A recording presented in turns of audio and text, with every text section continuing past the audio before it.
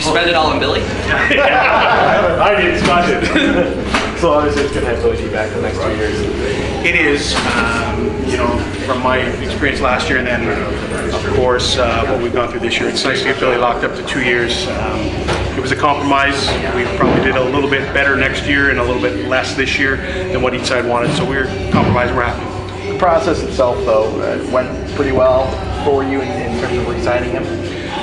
Yeah, you know, it's tough. It's tough when you're dealing with agents because I don't really know if the players get a complete gist of what's going on. So you're dealing with the agent, and the agent's got to talk to the player, and then the player gets back to the agent. And because we all work full time and don't do this, you know, for a living, it prolongs the process. So once I got to talk to Billy, Billy called me himself. Once I was able to speak to Billy, we got this done pretty quick. Are multi-year contracts going up or down, or because the league is changing so much? Do you get a sense of, are there more one-year deals than they're used to, or is it about business as normal? It's probably business as normal, to be honest with you. You know, I'd like to lock guys up long-term, obviously, but most of these guys are pretty smart and they want to go year by year, because it always seems in lacrosse, your salary's never going to go down. So every year you play 1 year, and you know, whether you do good or bad, the guy wants more money the next year. So I'd love to get guys on 4 and 5 year deals, but you know, nobody wants to do them. What about Rochester's plan? They've been doing this whole 7-year thing. Is it just a big PR stunt? Or yeah, I don't know how they're doing it. I'd love to be able to talk to Landon and figure out how he's locking these guys up for 7 years. Again, like, nothing's guaranteed with these contracts. So if a guy's cut, you know, that contract goes the way of the colonel as soon as the guy gets let go. So whether a guy signs a 1-year deal or a 7-year deal, Steve, anyone impressed you during training camp so far that maybe you didn't know that much about, and now you're anxious to see him play this weekend and see how they do against the other shirts? Yeah, Mitch Wild, I think, has been the guy that's really come in and shocked a lot of people. I knew Mitch, I had him in Kitchener. I don't think Troy and the rest of the staff knew much about him, and he's been great for us. Again, you got to temper it because the enthusiasm and the energy level and everything in practice is different than when you're playing against somebody else. So we're real excited to see Mitch today. And again, Nick Dietrich is another guy that his athleticism hopefully translates better into games than it does in practice. So those are the 2 guys that we really are excited to look at today. After today and tomorrow, will you pretty much make up your mind on the roster, or is there any other practices after this weekend? Well, we play Edmonton again next weekend, and then the rosters have to be set. So I think we're going to let some guys go tomorrow. I don't think we're going to let everybody go.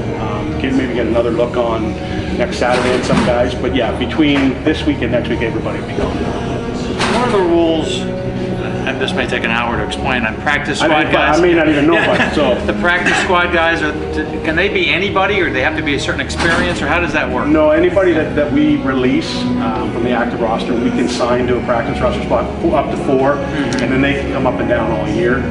Now, if you want to get into the guy we send down, as opposed to the 4 we begin now we get into something that's completely off the wall and tough to get into. But the 4 guys that we start the year with on the practice roster can go up and down all year, and unlike years past, can't be taken from any, like we can't go to Rochester's practice roster, or Toronto can't come to ours. So the 4 guys that we put on the practice roster are ours for the year, and having seen that we've run into some injuries in the past, are going to get a chance to play. So those 4 spots are really important.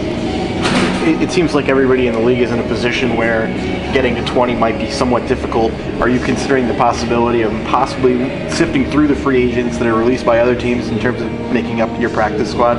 Oh, without a doubt. Like, you want to, we want to make this team as good as possible. And if somebody gets let go from Toronto or Edmonton or whoever that we think can make a difference, whether it be today or next year, it's definitely something we'd look at.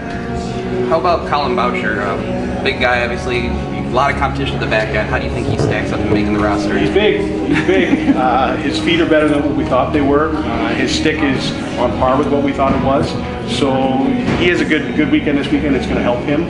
He's another one of the guys. Like, we have so many people on our back end that we're going to be letting go guys that have played this league before. So he's a guy, a bit of a project, but somebody that we look forward to coming into camp. Hopefully he has a good weekend. How about the goaltending? Is it Cosmo and Curtis? Are they 1 and 2, or is these? No, it's wide open. It really is. Eric Penny's come in and been better than what we thought. Steve Fryer has come in and pushed the other 2 guys. and you know, cause is cause, and Curtis hasn't had a bad camp either. So again, I hate to reiterate that these games are going to be real important, but it's no coincidence that Steve Fryer and Curtis are playing today. They're going to push each other. You know, it's your spot, probably behind cause. Let's not kid anybody. So who wants the job? With the pickup of Rory Smith, what are you hoping to see from him? Physical defense, but discipline. Troy preaches discipline, preaches preparation. We want Rory to go out there and be physical, but stay out of the penalty box. It doesn't help us if he sits in the penalty box. So just go out there, be a physical presence, and intimidate some people. Outside of JT, it seems like really nothing's being handed to anybody, and especially as you referenced the goaltender position, saying that Kaz most likely to the start just emphasizes the competition on this team. Yeah, and you know what?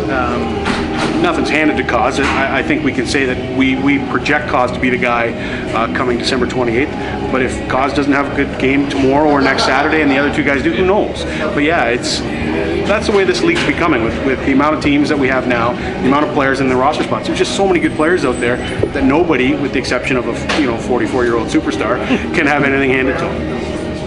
I think there's always a little tinkering done with the rules, right? And the Bandits haven't, played many preseason games in the past. I would think that that's one of the things that preseason games might be helpful for, just to get used to certain things like that.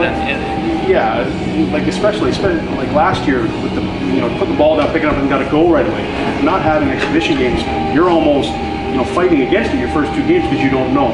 And that was one of the things that I found difficult last year when I took over, because I like having exhibition games, and nobody wanted to play us. And it's almost like I had to promise my next born child to anybody that we're not going to go and goon it up. We just want to play. And I think when we did that last year, we played Philadelphia, we didn't get overly aggressive, we played. So this year we had more opportunities to do it. I think our reputation is starting to change. Teams are starting to realize we're getting away from the old-time Buffalo Bandits and we want to play lacrosse. So this year we only get 3. 3 is probably about the max. But yeah, hopefully next year we'll be able to play 3 different teams than Philadelphia twice. Okay, thank you. Thanks, guys. Thank you.